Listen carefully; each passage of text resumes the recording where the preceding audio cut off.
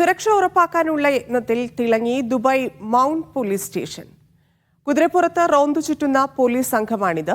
6 മാസത്തിനുള്ളിൽ 100-ലേറെ നിയമലംഘനങ്ങളാണ് പോലീസ് സേന കണ്ടെത്തി പിഴ വിധിച്ചത്.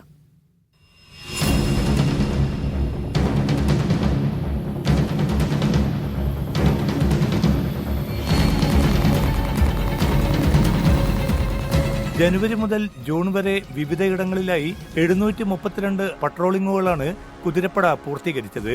സുരക്ഷ ഉറപ്പാക്കുകയെന്ന ലക്ഷ്യത്തിൽ കുതിരപ്പട മുന്നേറുന്നതായി mounted police station director major general doctor Muhammad Isa Al Adib പറഞ്ഞു.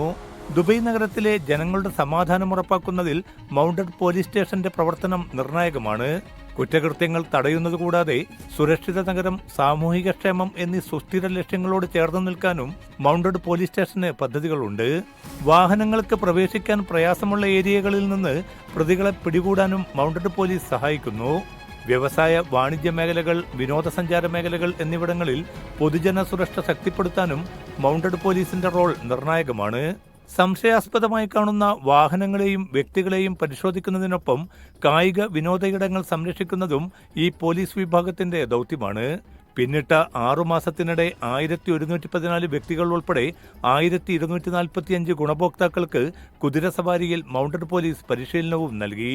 കുതിര സംരക്ഷണത്തെക്കുറിച്ച് 8 പേർക്കും മരുഭൂമിയിൽ കുതിരയെ റൈഡ് ചെയ്യുന്നത് സംബന്ധിച്ച് 69 പേർക്കും പരിശീലനം നൽകി.